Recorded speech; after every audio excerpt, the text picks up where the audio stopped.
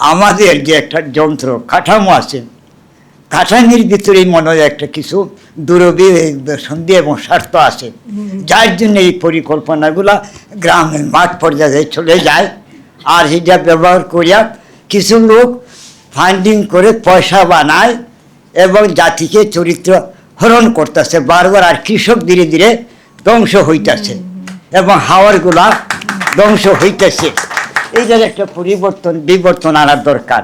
যে বলবো জাতি 50 বছরে একটা বিবর্তনে পড়ে গেছে, একটা গোলা পানির ভিতরে পড়ে গেছে, যার পরে প্রকৃতিগুলা আমাদের বিরূপ হইতেছে, ধ্বংস হয়ে যেতেছে। কীটনাশক ব্যবহার হইতেছে, বিষাক্ত গ্যাস ব্যবহার হইতেছে, নতুন কোম্পানির সৃষ্টি হয়েছে। আমাদের কাঠামো আছে বিএডিসির বীজ নেয় না, অমুক কোম্পানির বীজ গাজালুক দিচ্ছে। এগুলো কেন হইতেছে? আমাদের কাঠামো আছে, আমরা যুদ্ধ করছি না, সংগ্রাম করছি, আমাদের বিএডিসি কেন আমরা মূল্যায়ন করবো না? আমাদের জাতীয় আরো প্রতিষ্ঠানে কেন মূল্যায়ন করবো না? এই বাহিরে কত কোম্পানিগুলো আইসা আমাদের ধ্বংস করার ষড়যন্ত্রময় লিপ্ত হইতেছে। যে কোম্পানির বীজ দেওয়া বন্ধ করতে হবে, বহু কোম্পানির আন্তর্জাতিক চক্রান্ত রোধ করতে হবে। আমরা জাতীয় সত্তায়, জাতীয় সক্রিয়তায় জাতীয় কমিটি গঠন করবো কৃষি উৎপাদন এবং উন্নয়নের জন্য। এই যে বিষয়গত নদীগুলো আমরা, ওই বিলগুলো আমরা মাটি কাটাইবো, আর রাস্তা বাঁধবো না, নদীর পাড়েই বাঁধবো, আরগুলো তো আমরা বাঁধবো না, পাইপ দিব না। এটা থানা পর্যায়ে কমিটি হবে, জাতীয় কমিটির পর থানা পর্যায়ে কমিটি আমরা নির্ধারণ করবো উন্নয়নের মূল বাস্তব কাঠামো, বাস্তবতা, পানি বন্ধ এবং পানি নিষ্কাশনের, এগুলো আমরা নির্ধারণ করে দিব। কোন জায়গাতে এই পরিবেশ রক্ষার্থে এই বন্যার পরিবেশটা রক্ষা করা যায়, মাটিও রক্ষা করা, স্থানের মাটি যাতে নিচে না যায় বড়াইয়া বর্ষার জলে, ওই জায়গাগুলোর মধ্যে আমরা জাতীয় পর্যায়ে এবং থানা পর্যায়ে, আমরা উপজেলা পর্যায়ে আমরা ওই প্রাকৃতিক গাছগুলা লাগাইবো, আবার পুনর্বার করব। বৃক্ষরোপণ অভিযান জাতীয়ভাবে নিয়ে যাইব। স্বাগতম এবং অভিনন্দন, ধন্যবাদ যে প্রতিষ্ঠান আমাদের সেই আহ্বান সাড়া দিয়েছেন এবং দাওয়াত দিয়েছেন, কৃতজ্ঞতা জানাচ্ছি। এবং আমি বলবো একটা কথাই, মৌলানা যে জাতি বারবার স্বাধীনতা পেয়ে মানবতা এবং মানব উন্নয়নের চাষাবাদ করে না, তাদের উদ্দেশ্য দুঃখ চিরন্তন। আমি একটা কথা বলবো, মৌলানা জালালউদ্দিন রুমি উনি বলেছেন যে ব্যগ্র শাবক যখন ক্ষুধার্ত হয়ে যায় সে শৃগালের চেয়ে অধম। বাঙালি জাতি প্রাচীন সভ্য জাতি, আর্য জাতি, এটা অনেক আগের সভ্য জাতি, কিন্তু আমরা আমাদের ব্যক্তি স্বার্থের জন্য আজকে আমরা কলঙ্কিত হয়ে যাইতেছি। কথা বলছি না, বারবার কলঙ্কিত হয়ে গেছি। আপনারাই মানে 2017 সালে দেখিয়েছিলেন এবং হাওয়ার উন্নয়ন এবং হাওয়ার কমিটি হয়েছিল, সেই জন্য অভিনন্দন জানাই, ধন্যবাদ জানাই, কৃতজ্ঞতা জানাই। তো এখন আমি কথা বলবো সেটাই, কেন বারবার এই ধাক্কা, এই সমস্যাগুলো কেন সৃষ্টি হইতেছে? তাহলে আমি বলবো আমাদের যে একটা যন্ত্র কাঠামো আছে, কাঠামির ভিতরেই মনে হয় একটা কিছু সন্ধি এবং স্বার্থ আছে, যার জন্য এই পরিকল্পনাগুলা গ্রামের মাঠ পর্যায়ে চলে যায়। আর সেটা ব্যবহার করিয়া কিছু লোক ফান্ডিং করে পয়সা বানায় এবং জাতিকে চরিত্র হরণ করতেছে বারবার। আর কৃষক ধীরে ধীরে ধ্বংস হইতেছে এবং হাওয়ারগুলা ধ্বংস হইতেছে। এইটার একটা বিবর্তন আনার দরকার। যে বলবো জাতি 50 বছরে একটা বিবর্তনে পড়ে গেছে, একটা গোলা পানির ভিতরে পড়ে গেছে, যার পরে প্রকৃতিগুলা আমাদের বিরূপ হইতেছে, ধ্বংস হয়ে যেতেছে এবং আমাদের যে রিজিক কমে যেতেছে এবং যে রিজিক আমরা বিশ্বের মধ্যে দিতে পারতাম সেটার ক্ষতি হইতেছে। জাতি হিসেবে আমরা না দুর্দষ্ট হইতেছি আমি মনে করব। আচ্ছা, এখন আমি বলবো কেন এগুলা কী জন্য হইতেছে, কী হইতেছে হাওরের। তাহলে আমাদের একদিকে মেঘালয়, একদিকে আসাম, নদীর উৎসগুলা সেই ভারতেই, এটা ন্যাচারালি পানি চলে আসবে, কেউ ফিরাইবার ক্ষমতা নাই। তা হাওরগুলা এই যে জাতীয় পরিকল্পনা নিতে হবে, যেমন আমাদের বেড়ামুনা, আমাদের এইটা কি বলে টাঙ্গুয়ার হাওর, আমাদের শনির হাওর সুনামগঞ্জে, মল্লিবাজার হাকাবুকি, এই হাওরগুলো আছে।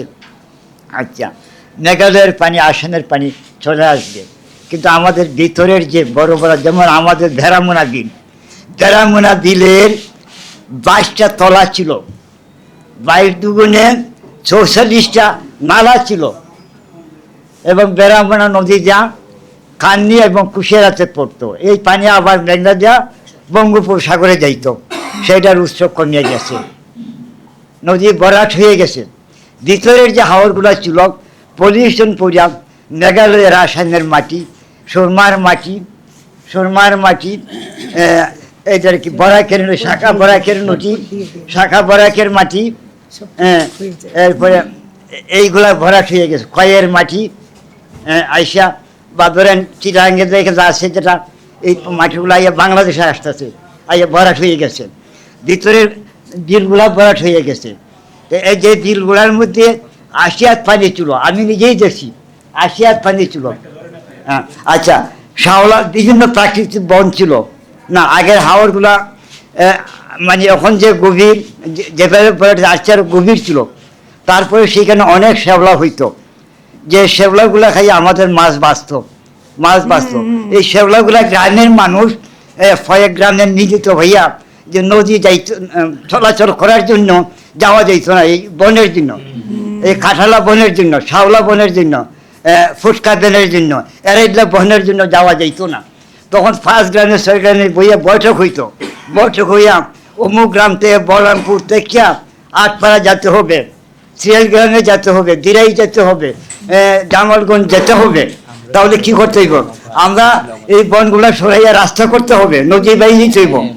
আর এখন এত পানি হয় না, তাহলে কেন এইগুলা হইতেছে? আর আগে এইগুলা করা হইতো, তো এইগুলা খাইয়া এই মাছগুলা বাঁচত। তাহলে এখন কীটনাশক ব্যবহার হইতেছে, বিষাক্ত গ্যাস ব্যবহার হইতেছে, নতুন কোম্পানির সৃষ্টি হয়েছে।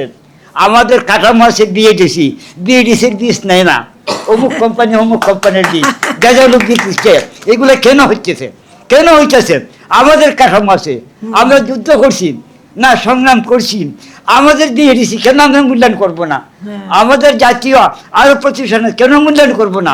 এই বাহিরে কত কোম্পানিগুলো আইসা আমাদের ধ্বংস করার ষড়যন্ত্রময় লিপ্ত হইতেছে। এইগুলা কেন হচ্ছে? আমার ভাই বলছেন কিছু মাছ, নানিজ মাছ এই মাঘ মাসও আমাদের মায়েরা খাওয়ার জন্য, মায়েরা দুধ হইল একমাত্র মায়ের শিশুর মূল উৎস। শিশুর মূল উৎস আছে, সেটা থেকে আমরা বঞ্চিত হইতেছি। মায়ের চেয়ে আর পবিত্র, মায়ের চেয়ে কে আছে? মায়ের যা বলেছেন, আমাকে যা দিচ্ছেন, এই মাতৃভূমি আমাকে যা দিচ্ছেন, তার চেয়ে আর কি হইতে পারে? আজকে সেটা আমরা বাদ দিলাইছি। মায়ের আজকে প্রকৃতপক্ষে মায়ের দুধ আজকে আমরা শিশুরা পাচ্ছি না। কোন কারণে? এই নানিজ মাস খাইলে মাতৃর দুধ আমরা পাইতাম, আজকে সেটা বঞ্চিত হচ্ছে, এটা হারিয়ে গেছে। পোমা মাছ হারিয়ে গেছে। একটা কি মাছ আছে, এটা বুঝলে গেলাম, এটা গাড়ুয়া মাছের মধ্যে একটা মাছ আছে, খুব সুন্দর সুস্বাদু মাছ, সেই মাছটাও আমাদের এখানে নাই, সাদারানি নাই, চিত্রারানি নাই।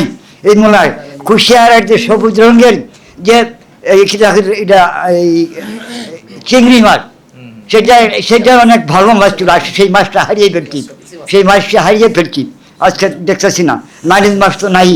নানির মাছ আমাদের প্রত্যেকটা জায়গায় ছিল সুনামগঞ্জের, কোনো নদী ভাত নাই, দিলেও ছিল, আজকে কেন নাই? তাহলে প্রকৃতি যতটুকু আল্লাহ পরিবর্তন করে, তার চেয়ে বেশি পরিবর্তন করছিলাম আমরা মানুষ, অসভ্য মানুষ। আমি মনে করবো আর কি আমরাই করতেছি। তা আমি আপনার সুদীজনের কাছে আজকে আমি এই আহ্বান জানাবো, এটা একটা জাতীয় প্রোগ্রাম, সুযোগ পাওয়াতে কথাগুলো বলতেছি। আমি অনুরোধ করব যে এই যে অবৈধ আজকে আমাদের খান্দাগুলা, খান্দাগুলার আজকে উজাড় করে দিছে। এই খান্দাগুলার হিজল তমর্চিত বরুণ ছিল, এগুলো অত্যন্ত ভালো ছিল, প্রকৃতির জন্য ভালো ছিল, মাছের জন্য ভালো ছিল। এইগুলো উজাড় করে দিচ্ছে, খান্দাগুলো কাটছে ফেলাইছে,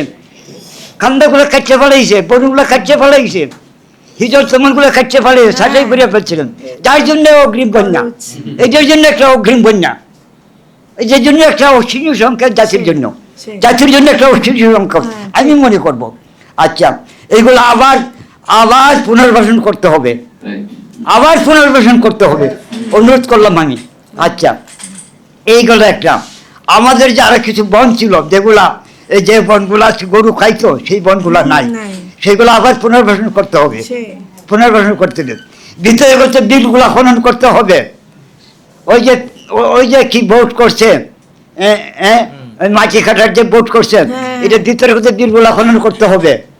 এগুলো আইনকানুন কাঠামোর মতো নিতে হবে। গ্রামের মানুষ বুঝে না, এরা সচেতনতার অভাব, যে না এইগুলা 2টা বা 5টা প্রতি মৌজায়, প্রতি উপজেলায়, প্রতি ইউনিয়নে 5টা থাকবো মাদারজাত মাছ চাষাবাদ করার জন্য, মাছ যাতে বর্ষায় আবার মাছ ভরে যায়,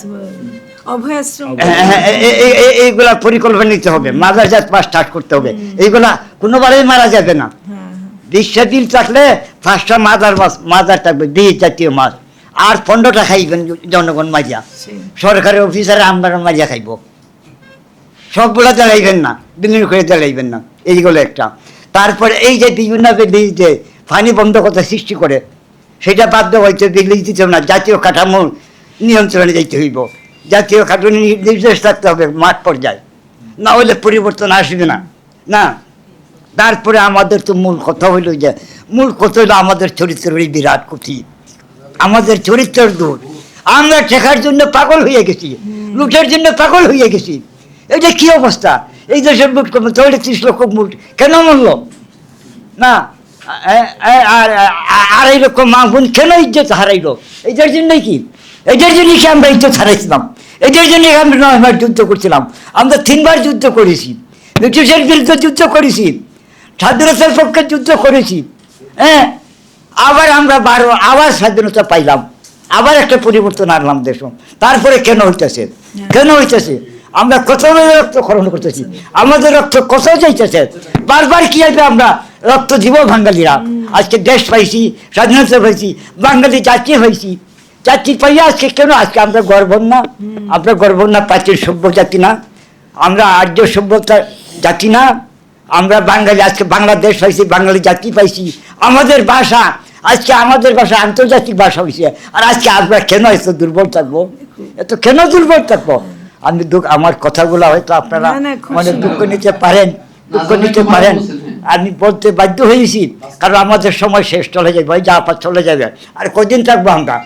আজকে নতুন একটা প্রজন্ম আসবে, যদি এই প্রজন্মের কাছে যদি আমরা উপহার না দিতে পারি আমাদের উন্নয়ন, আমাদের স্বাধীনতা, আমাদের চলার গতি, আমাদের পরিবর্তনের গতি যদি আজকে আমরা উপহার না দিই, তাহলে আমরা কয়বার আমরা দায়ী থাকবো না?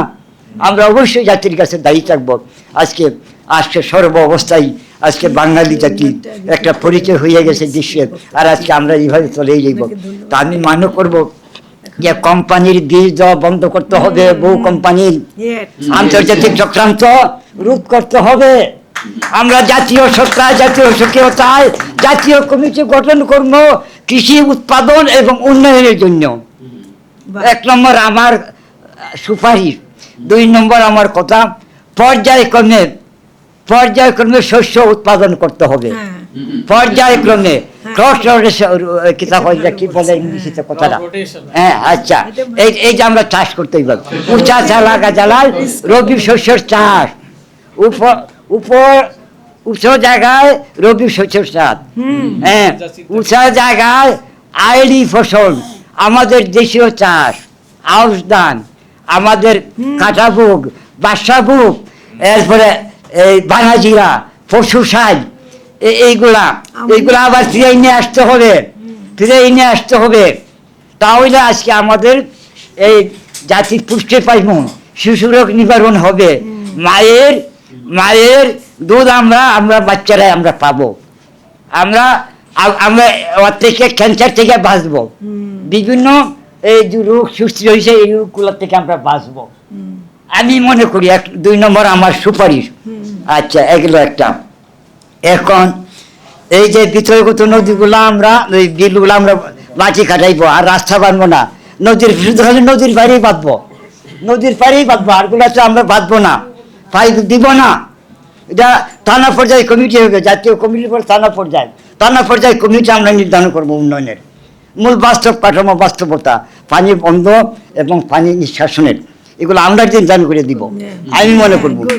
হ্যাঁ, এখন দেখেন আপনারা চিন্তা করেন আচ্ছা কোন কোন জায়গাতে এই পরিবেশ রক্ষার্থে এই বন্যার পরিবেশটা রক্ষা করা যায়, মাটিও রক্ষা করা, স্থানের মাটি যাতে নিচে না যায় গড়াইয়া বর্ষার জলে, ওই জায়গাগুলোর মধ্যে আমরা জাতীয় পর্যায়ে এবং থানা পর্যায়ে, আমরা উপজেলা পর্যায়ে আমরা ওই প্রাকৃতিক গাছগুলা লাগাইবো, আবার পুনর্বার করব। বৃক্ষরোপণ অভিযান জাতীয়ভাবে নিয়ে যাইব সারা বাংলায়। এটা একদম, হ্যাঁ, আমি এই 2 নম্বর আমার সুপারিশ, এইটা আমার সুপারিশ। আমি মনে করি আর কি এটা দরকার। এখন দেখেন আপনারা কি পরিগণনা করেন। আচ্ছা আচ্ছা আচ্ছা।